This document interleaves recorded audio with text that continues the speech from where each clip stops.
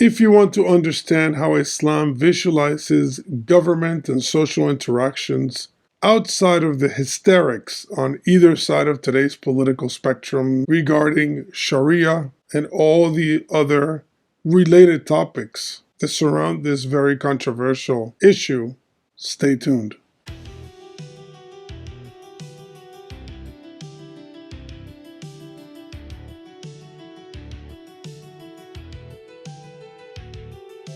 Welcome to Biblicultus, where I review books that I find interesting in the topics of religion, philosophy, history, and fiction. Please remember to subscribe to the channel, click the bell for notifications, like the video, share the video, and comment on the video. I really would appreciate it. Also, don't forget to follow me on X. I post additional things in there, and you can communicate with me directly if you're interested. And visit my merch store. I have a few items that you may like, and it will help me promote the channel. And again, I thank you for that as well. In this episode, I'm going through The Principles of State and Government in Islam by Muhammad Asad. And this is from Martino Publishing, 2016. So the basic notion to understand with this book, which by the way, it's a very easy read, not too long, but it's packed with good information. So not a lot of fluff, just straight to the point, and I appreciate that from the author. The basic notion of the work is that secularism is antithetical to Islam. And in fact, I would not only agree with that statement, but I would go even further and say that all religions, with very few modern exceptions, will not accept or view secularism as a possibility within their systems. That secularism and religion do not harmonize well with each other. And if you believe in your religion in an honest, transparent way, you must reject secularism. Now, I know that for some people this will be controversial, although I think it's illogical to do so. The reason is because any religion worth its salt is an all-encompassing worldview. It covers ethics, politics, philosophy, human relations, property law, criminal law, all basic facets of existence. Religions are meant and built to answer all these questions, to have solutions to problems, because they reflect the viewpoint that God created the universe, or is the universe in the case of certain Eastern religions, and therefore our interaction with God requires a reflection of the values and dicta that God gives us. And these dicta always cover all aspects and attempt to answer all dynamics of human existence. So obviously the acceptance of any government separation or sectioning of a religious point of view from active implementation for the sake of some non-religious or external philosophical viewpoint is a tacit and immediate denial of the entire religion itself. So if you are a Christian or a Muslim or a Buddhist, and in comes a secularist who is a socialist or a capitalist or a Democrat or a National Socialist or whatever, just pick any ideological framework, and they wish to impose this system to the detriment of the population, what they're doing is they're segmenting ethical, philosophical, political, legal components from the religion, and they're hyper-isolating them to allow this new system and this new conception to take over the management of the state and therefore of people. The religion basically has been sidelined in whatever area the state occupies. And that ideology, which in my opinion, I would agree it would be a form of political religion, because secularism, Enlightenment values, democracy, republicanism, these are all ideologies. So they are themselves trying to occupy the space of a religion. They're basically arguing, you have a religious system that answers all these questions, but I have a philosophical system that also answers those questions, and I believe it answers it better. So now I'm going to impose my religious value, which is their secularism and humanism, whatever. And I'm going to impose it on your religion, and I'm going to separate your religious points of view and answers with mine. So it's a war of ideology. But when the religious person accepts that, they're basically admitting that their religion does not know how to answer these questions. So they are basically admitting defeat. Now, the author highlights in the case of Islam that the very core of its theology is about a relational exchange with God that involves the submission of the worshiper to laws and regulations that are fully social and political. That there's really no way of reading Islamic doctrine without it being seen at the core as an exchange of do's and don'ts. That God has expectations of His creation, and that involves these political and social dynamics. The book also underscores the obvious issue with political power, because you need political power to enforce the law, its implementation, its theories, and without political power, the laws and the conceptions of what is right and wrong from the religion cannot be imposed. So political power is the key, because whoever has political power can enforce their ideology. So if you have a belief and an understanding of what is right and what is wrong, and you wish to make sure that what is right dominates in society, you need political power. If you don't seek political power, then whoever else has a different way of looking at the world will impose their political power on you. And therefore your religion becomes theoretical. It's not real anymore, because now you have a different system on top of you. Let me read a quote here real quick to illustrate a little bit of this point. It has become evident that none of the contemporary Western political systems, economic liberalism, communism, national socialism, social democracy, and so forth, is able to transform that chaos into something resembling order, simply because none of them have ever made a serious attempt to consider political and social problems in the light of absolute moral principles. Instead, each of these systems bases its conception of right and wrong on nothing but the supposed interest of this or that class or group or nation. In other words, on people's changeable and indeed continuously changing material preferences. And that is a beautifully succinct and clear explanation of why secularism does not in any way match religion, because it puts everything in the crux of the matter. This is not only something that Islam teaches, but Christians also believed this for thousands of years until very recently, that truth is absolute, it stems from God, and therefore the only absolute ethic, moral, political, social dynamic that is in any way measurable and true is to follow God's laws, not the whims of people or social classes or groups, because these are changeable. These are morphing constantly. But that the only way to settle a society to make sense is to settle it on God as the rock in which the foundation of everything is set. And that rock doesn't change, doesn't move. It doesn't favor one group or the other. And this notion of absolute truth, objective reality, etc. is the basis of almost every single religion. And therefore, those that believe in this religion could never accept a political system that denies this very basic idea. And all political systems post-Enlightenment are based on this notion, making these post-Enlightenment systems anti-Christian, anti-Muslim, anti-Buddhist, etc.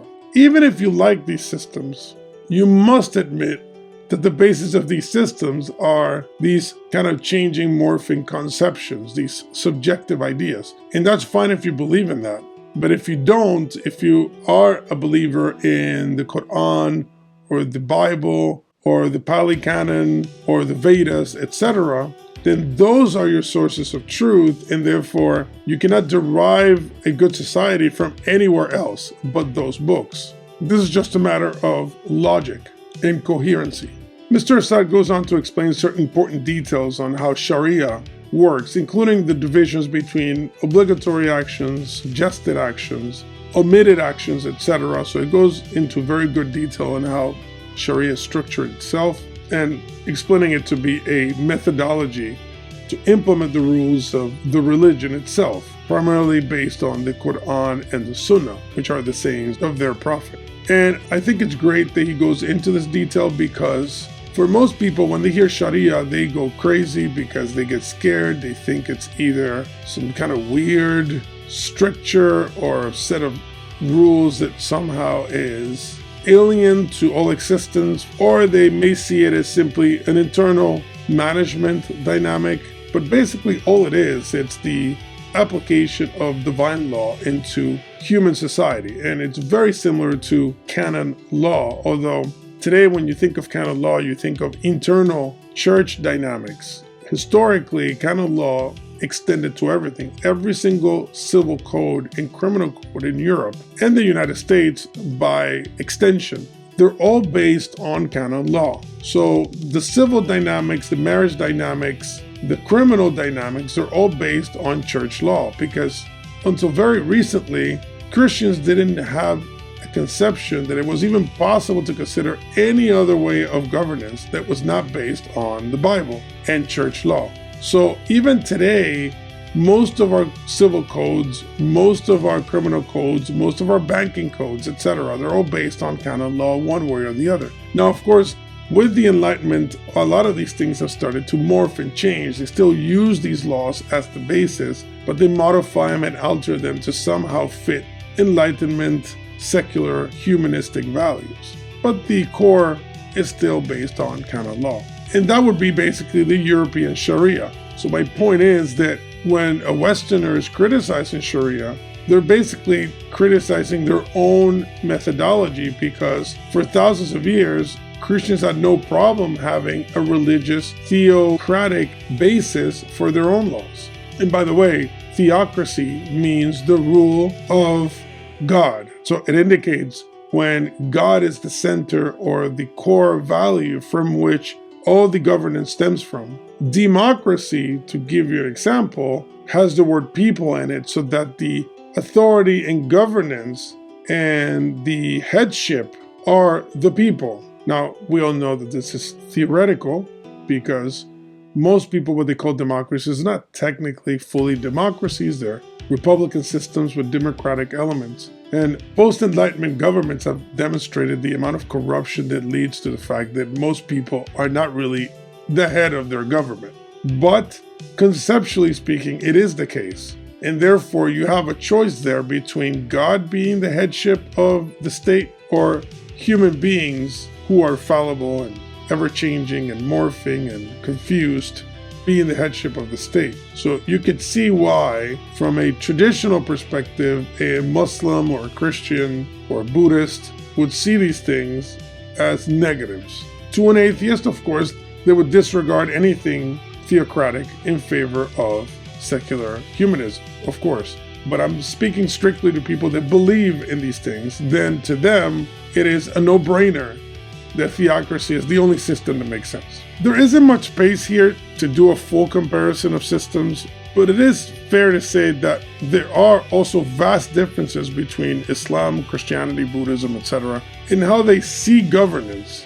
So although obviously every religious system will agree that God should be the source of laws and ethics, and governments should be structured in that fashion, they agree on that front. But when it comes to the methods and the structures, they're going to differ because they're different systems. So I want to be clear that I'm not saying they're the same thing. I'm arguing from a meta level that secularism is antithetical to religious belief, but that is separate from the notion that these religions agree on governance. So for example, the monarchy or the imperium is a very important model within Christianity. And it's different than in Islam, in which the monarchy is not seen as a primary necessity. The emir, the sultan, these models are not really exactly like a hereditary monarchy. And that's why he argues that you can even have a republican system as long as the law of the land, their constitution, is the Quran and the Sunnah. So if the religious texts are the constitutional basis of the state, then it's fine, because at the end of the day, people can select leadership, but the leadership cannot deviate from the Quran and the Sunnah.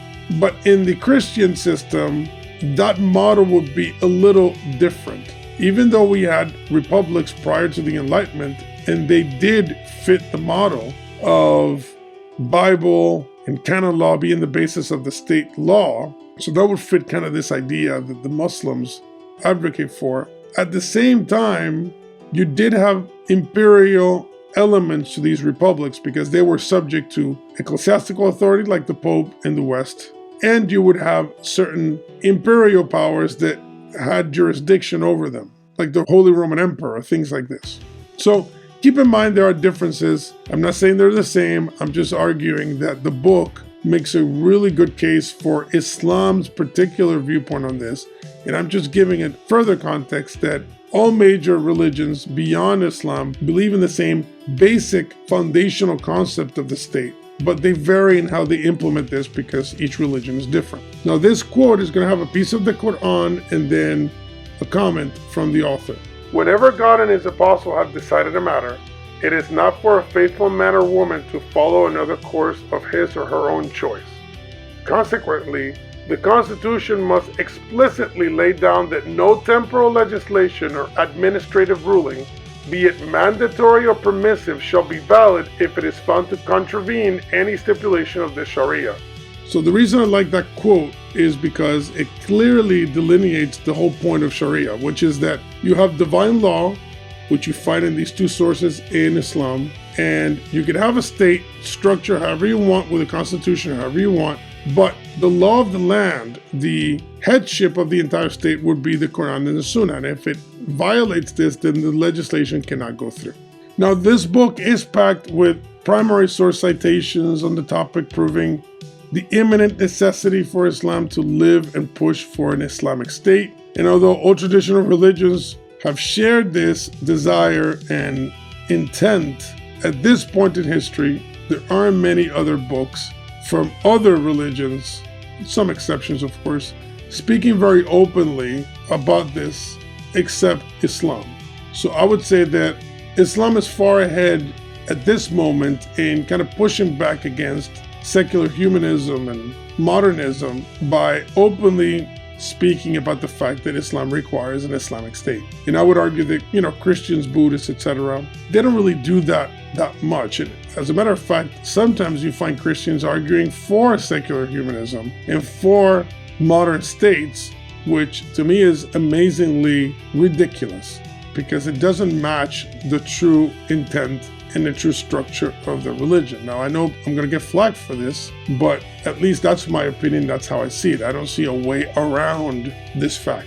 God set up divine laws, and then these people are basically saying, well, you can ignore them. You can follow any system that is secular and believes that God doesn't exist, that God doesn't matter, and everything is relative and subjective, and it's all about what you want and your desires, etc. I mean, that's completely antithetical to their religion. So any Christian that argues for this system is not really following the religion. I mean, at least that's the way I see it. Whether you agree or don't agree, it's difficult to take people like that seriously. So finally, I agree with the author that if a religion does not inform the laws of a country, then that religion is just an empty shell of itself. So great book for anyone who's interested in understanding what Sharia is, its inner structures, what it means, the Islamic perspective on governance. Very great, small, easy book to read. Take a lot of notes of it. And then the only way you can find a Christian or Buddhist or Vedic perspective like this, you would have to go back in time a little bit further to find them. They're there, but they're not as recent as a lot of these books you find on Islam. And again, just for educational purposes, it's very cool.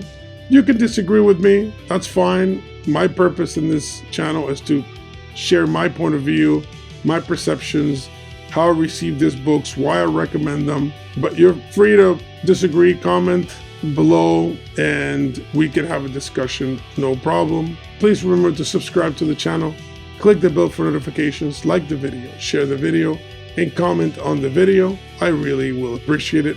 Thank you for being with me. See you next time.